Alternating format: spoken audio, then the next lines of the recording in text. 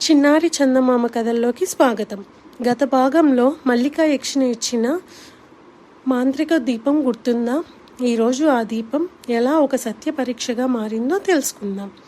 అనిరుద్ ఆ మాయా దీపాన్ని జాగ్రత్తగా ఇంటికి తీసుకువచ్చాడు.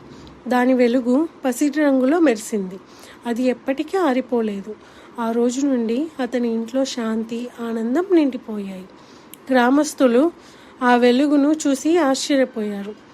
అనిరుద్ దగ్గర మాంత్రిక దీపం ఉంది అని మాట పుట్టింది. కానీ అనిరుద్ దాన్ని ఎవరికీ చూపలేదు.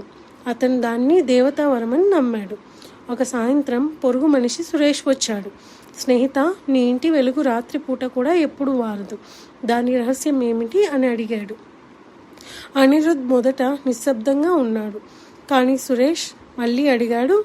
నిజం చెప్పురా, ఏదో నువ్వు ఖజానా దొరికించావా అని అడిగాడు. అనిరుద్ నవ్వుతూ చిన్న అబద్ధం చెప్పేశాడు. లేదయ్యా, పాత బతుకు బండిలో ఉండే పాముల నుంచి దొరికిన కాంతి వస్తువు, అంతే. ఆ మాట చెప్పగానే ఆ దీపం వెలుగు ఒక్కసారిగా మసకబారింది. అనిరుద్ గుండె కొట్టుకుంది. యక్షిని మాట గుర్తొచ్చింది.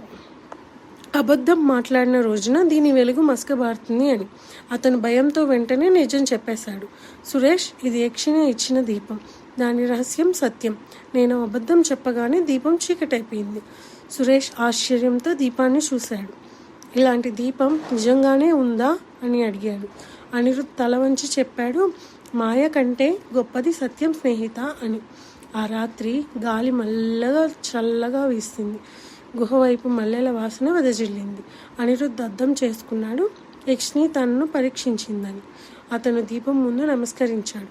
క్షమించు మల్లికా దేవత, ఇక మళ్ళీ అబద్ధం మాట్లాడను అని పలికాడు. దీపం మళ్ళీ వెలిగింది.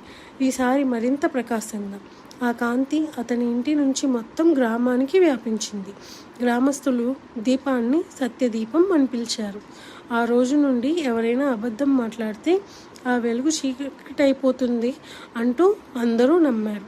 అలా అనిరుద్ తన మొదటి పరీక్షలో పాఠం నేర్చుకున్నాడు. సత్యం అంటే వెలుగు, అబద్ధం అంటే నీడ. కానీ మల్లికా యక్షిని పరీక్షలు ఇంతటితో ఆగవు. తదుపరి భాగం మంత్రముగ్ధ అర్థంలో కలుద్దాం.